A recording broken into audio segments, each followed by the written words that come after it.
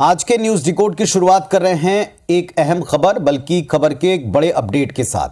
गुरुवार को जम्मू कश्मीर में सेना के ट्रक में आग लगी, यह खबर आई। दोपहर तक सेना इसे हादसा बताती रही, लेकिन शाम को 6:30 बजे के बाद सेना ने इसे आतंकी हमला होने की पुष्टि की, जिसमें हमने 5 जवान खो दिए, शहीद हो गए। हमले में घायल एक जवान ने आज कुछ और जानकारियां दी हैं। इस पर एक रिपोर्ट देखिए, फिर इसे रिकॉर्ड करते हैं।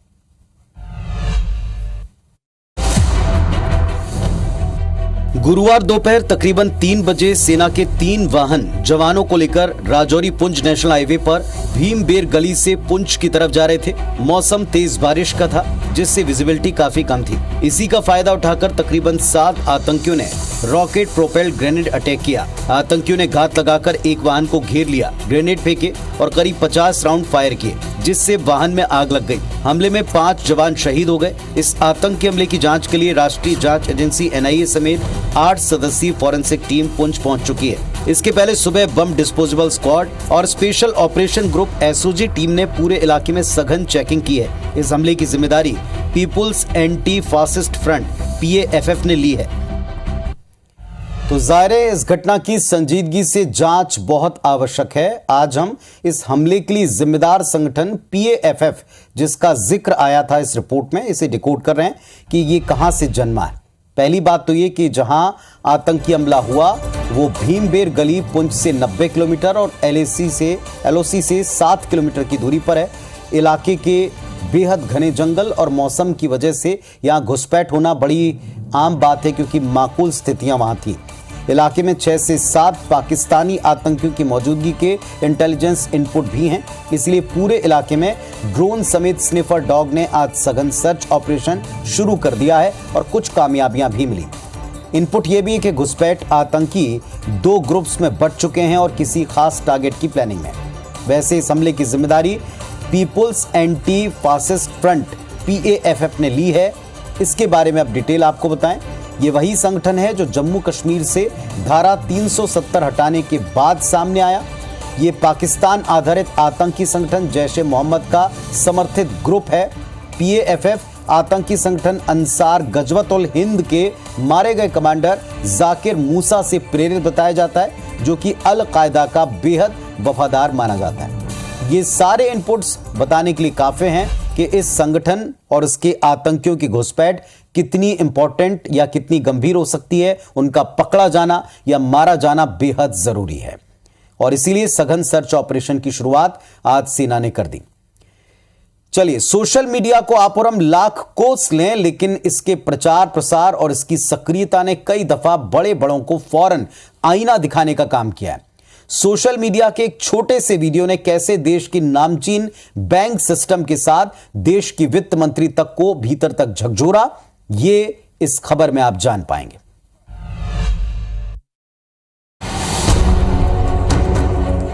ये वही वीडियो है जिसने पूरे देश के साथ देश की वित्त मंत्री को भी भीतर तक झकझोर दिया। दरअसल ओडिशा की एक बुजुर्ग महिला को पेंशन के लिए कड़ी धूप में पैदल बैंक तक जाना पड़ा। इस वीडियो को देखने के बाद देश की वित्त मंत्री निर्मला सीतारमण ने गुरुवार को महिला का वीडियो शेयर कर बैंक से पूछा, क्या आपको इंसानियत नहीं दिखानी चाहिए? दरअसल 70 साल की सूर्या हरिजन, जो ओडिशा की रहने वाली है, वो टूटी कुर्सी के सहारे कड़ी धूप में पैदल बैंक तक जाती दिखी। इस पर वित्त मंत्री निर्मला सीतारमण ने ट्वीट कर बैंक को फटकारने वाले अंदाज में पूछा, क्या वहां कोई बैंक मित्र नहीं है? वित्त मंत्री के ट्वीट से हड़कंप मचा और संबंधित बैंक SBI ने उत्तर में एक के बाद एक 3 ट्वीट किए। SBI ने बताया कि ये वीडियो देखकर हमें दुख हुआ। बुजुर्ग सूर्या हरिजन हर महीने अपने गांव के CSP पॉइंट से पेंशन निकालती थी, लेकिन बुजुर्ग होने के चलते अब उनके फिंगरप्रिंट मैच नहीं कर रहे, जिसके लिए वो झारी गांव स्थित ब्रांच पर जा रही थी। बैंक ने बताया कि अब से हर महीने वृद्धा को उनके घर पर पेंशन दी जाएगी। साथ ही उन्हें एक व्हील चेयर भी बैंक प्रदान कर रहा है। तो इस खबर के दरअसल 2 पहलू हैं और दोनों ही बेहद जरूरी हैं डिकोड करना। डिकोड करते हैं उन्हें। यहां कुछ फैक्ट्स हैं, पहले जरा उनको भी समझ लीजिए। इस केस में गांव में पहले वृद्धों को पेंशन नकद दी जाती थी, लेकिन अब ऑनलाइन ट्रांसफर का सिस्टम आ चुका है। नियम है ताकि गलत हाथ में ना जाए। कई बुजुर्गों के फिंगरप्रिंट उम्र के मुताबिक या उम्र के साथ साथ घिस जाते हैं। ऐसा यहां भी हुआ। वो बैंक में मेल नहीं खाते और इसके चलते पेंशन की राशि तक अटक जाती है, जो इस केस में हुआ। सूर्या भी इसी समस्या के चलते पिछले 4 महीने से अपनी पेंशन नहीं ले पा रही थी। लेकिन अब इतने हो हल्ले और हंगामे के बाद झारी गांव के सरपंच और पूरा वहां का महकमा जागा। यहां ये मामला सामने आने के बाद उन्होंने बताया कि अब ऐसे लोगों की सूची बन रही है ताकि उन्हें घर जाकर पेंशन दे पाएं। इसी काम को आप पहले भी कर सकते थे, क्योंकि आज बेहद प्रतिस्पर्धी दौर में हर बैंक एक दूसरे से आगे बढ़ने की होड़ में है और इसके लिए जहां बैंक ग्राहक है वहां पहुंचने के लिए बैंक तत्परता दिखाते हैं। सूचना क्रांति और मोबाइल के आज के दौर में अगर किसी ट्रांजैक्शन या उससे जुड़ी किसी समस्या को आप मिनटों में सॉल्व न करें तो फिर इस सारी व्यवस्था का क्या फायदा। किसी भी नियम कायदे सुरक्षा मानकों का होना बहुत जरूरी है, लेकिन कई बार इसके पैंच रोड़ा बनकर भी सामने आते हैं जो इन हालात में भी दिखाई पड़े। इस पर हैरत भी होती है और शर्मिंदगी भी झेलनी पड़ती है। ग्राहकों का पैसा उन्हें सुरक्षित उनके हाथों में दिया जाए, ये बिल्कुल ठीक है, लेकिन ग्राहक की उम्र, अवस्था, मानवीय परिस्थितियां, इन सब का सुविधाजनक तरीके से आप विकल्प उनको दे पाएं, ये प्रैक्टिकल भी है और जरूरी कदम भी। अंतिम बात, सोशल मीडिया की ताकत एक बार फिर दिखी है। सिस्टम को सही काम करने पर इसने मजबूर किया है, इसलिए इस सिस्टम और इस वीडियो को डालने वाले को भी सैल्यूट जाता है। चलिए, चूंकि हम सोशल मीडिया की बात कर रहे हैं और सोशल मीडिया का आज चारों तरफ दखल है, इसी से जुड़ी अगली बड़ी खबर है, बल्कि एक बड़ा अपडेट है। माइक्रो ब्लॉगिंग हैंडल ट्विटर ने 20 अप्रैल रात 12 बजे से अपने प्लेटफॉर्म पर वेरीफाइड अकाउंट से ब्लू टिक को हटा दिया, जिसमें अच्छों के नाम शामिल हैं। पूरी खबर देखें। ट्विटर की नीली चिड़िया के चर्चे आजकल आए दिन होते हैं। अब ट्विटर ने उन सभी अकाउंट से ब्लू टिक को हटा दिया है जो ब्लू टिक के पेड होने से पहले वेरीफाइड यानी ब्लू टिक हुआ करते थे। ये सभी वो अकाउंट्स हैं जिन्होंने ट्विटर ब्लू प्लान के लिए भुगतान नहीं किया था और इसमें देश की कई नामचीन हस्तियां हैं, जैसे राहुल गांधी, यूपी के सीएम योगी आदित्यनाथ, क्रिकेटर विराट कोहली, रोहित शर्मा, बॉलीवुड के बिग बी अमिताभ बच्चन, सलमान खान, शाहरुख खान और अक्षय कुमार जैसे कई बड़े नाम शामिल हैं। कंपनी के मालिक एलन मस्क ने 12 अप्रैल को इस बात की घोषणा कर दी थी। कंपनी ने कहा था कि 1 अप्रैल से हम अपने लीगेसी वेरीफाइड प्रोग्राम को खत्म कर लीगेसी वेरीफाइड चेक मार्क को वापस लेना शुरू कर देंगे। तो हालांकि कंपनी पहले ही अपने इस कदम का ऐलान कर चुकी थी, इसीलिए अब की बार यूजर्स को कोई बड़ा या तगड़ा झटका नहीं लगा। कंपनी ने ऐसा क्यों किया, ये सवाल जरूर दिन भर उठता रहा। चलिए हम उसको डिकोड करते हैं। वजह एकदम सीधी साफ है। दरअसल कंपनी के नए मालिक एलन मस्क इस साल 2023 के अंत तक ट्विटर को फाइनेंशियली, आर्थिक तौर पर सशक्त और मजबूत बनाना चाहते हैं। इसीलिए रेवेन्यू बढ़ाने के लिए ब्लू सब्सक्रिप्शन यानी जिसे आप ब्लू टिक कहते हैं, ऐसी कुछ सर्विसेज को उन्होंने मॉडिफाई किया है। भारत में फिलहाल एंड्रॉयड या iOS मोबाइल यूजर को इस ब्लू टिक का सब्सक्रिप्शन अब खरीदना पड़ता है, जिसके लिए प्रति माह 900 रुपए उनको चुकाने पड़ते हैं। जबकि वेब यूजर्स अगर इस सब्सक्रिप्शन को लेना चाहें तो वो उन्हें थोड़ा कंसेशन में 650 रुपए प्रति माह तक में मिल जाता है। इसके अलावा उनके लिए एक ईयरली प्लान है जो और थोड़ा सस्ता पड़ता है। फिलहाल मोबाइल पर ब्लू टिक का एनुअल सब्सक्रिप्शन अब तक शुरू नहीं हुआ, इसका कोई खास प्लान नहीं है। चलिए आगे देखिए होता है क्या, आगे क्या इस ब्लू टिक के अलावा भी कुछ और चेंजेस होते हैं, ये देखना होगा, क्योंकि ट्विटर का दावा है कि वो पैसे ही नहीं ले रहे बल्कि कुछ फैसिलिटीज भी देंगे।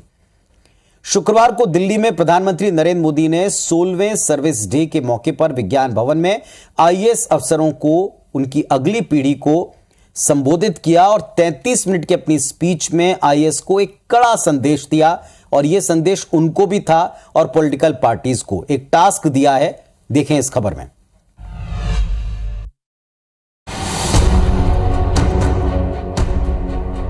देश की प्रशासनिक मशीनरी के आधार सबसे प्रतिष्ठित शासकीय सेवा पद आईएएस की नई पीढ़ी को देश को समर्पित करते हुए प्रधानमंत्री ने कहा कि देश को आप पर बहुत भरोसा है, उस भरोसे को कायम रखते हुए काम करिए। पीएम ने सबसे अहम बात कही कि जो भी राजनीतिक दल सत्ता में हैं, उन पर आप फोकस करें कि वो टैक्स पेयर के पैसों का इस्तेमाल अपने दल के लिए कर रहे हैं या देश हित के लिए। मोदी ने कहा कि सरदार पटेल जिस ब्यूरोक्रेसी को स्टील फ्रेम ऑफ इंडिया कहते थे, उसे जमीन पर चरितार्थ करने का जिम्मा अब आपका है। अगर ब्यूरोक्रेसी चूक गई तो देश का धन लुट जाएगा।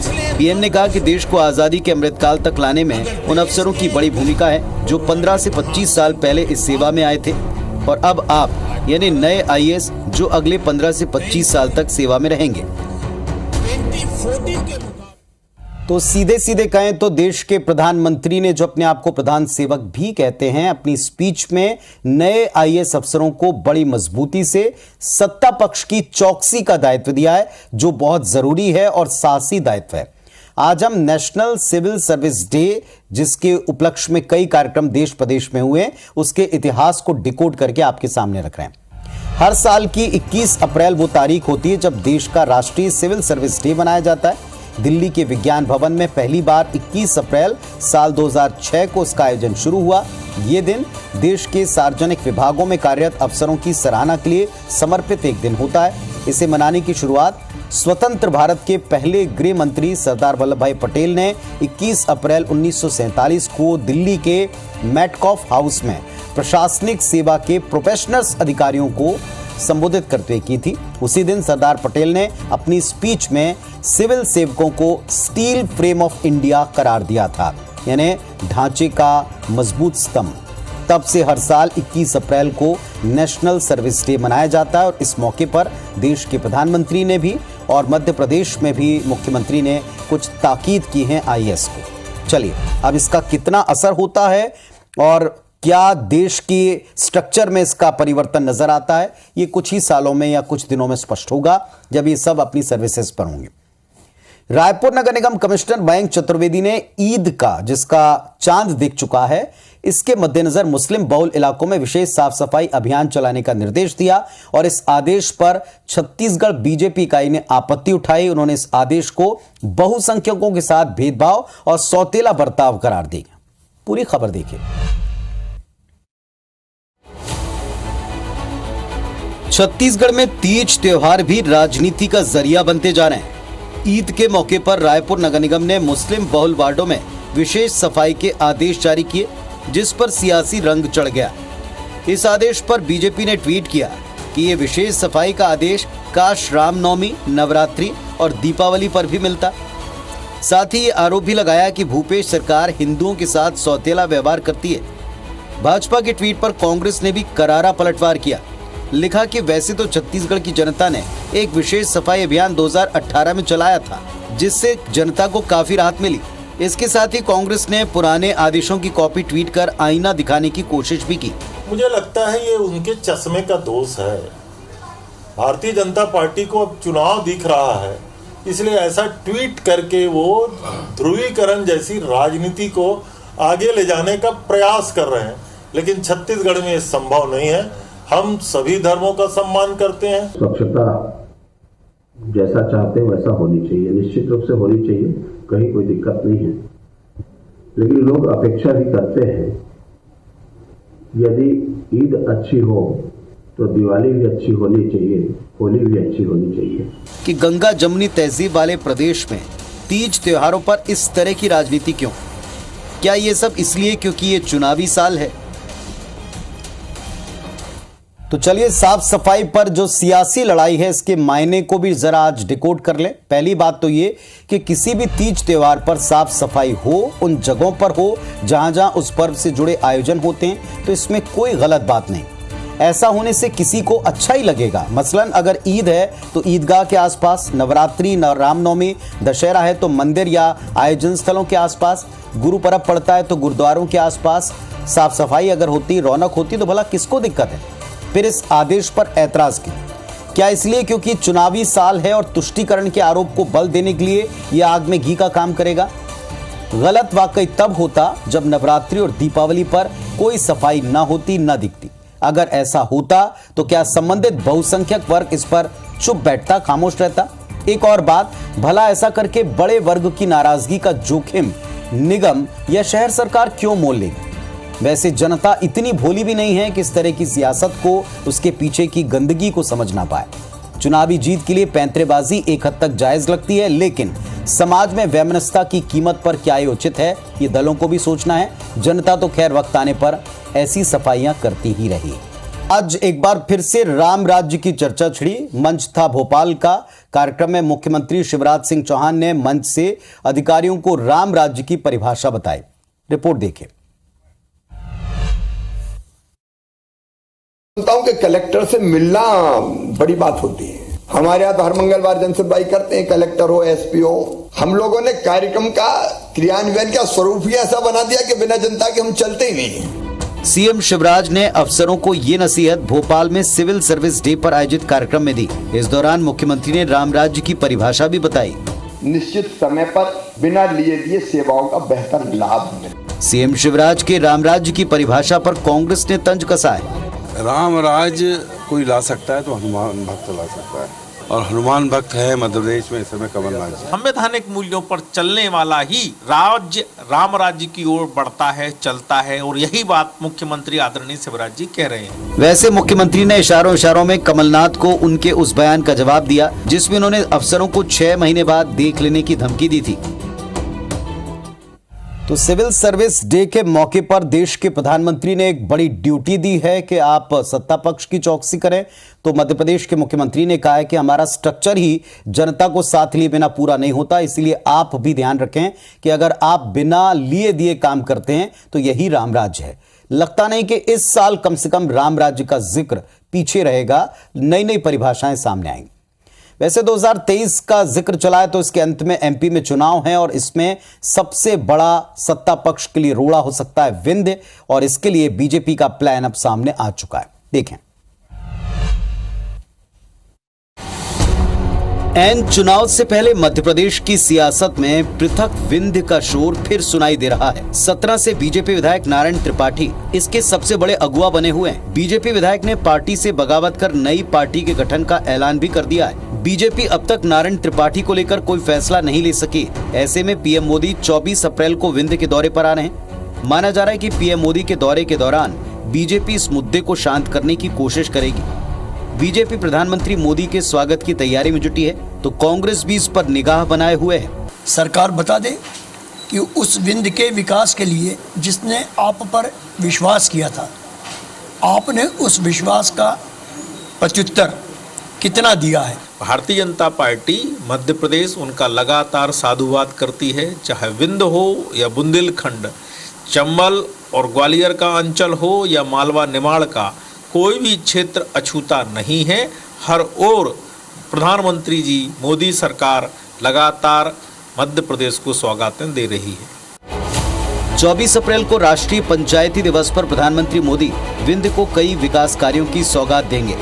हालांकि पार्टी लाइन से अलग नारायण त्रिपाठी की विंध्य प्रदेश बनाने की मांग से बीजेपी की मुश्किलें बढ़ गई।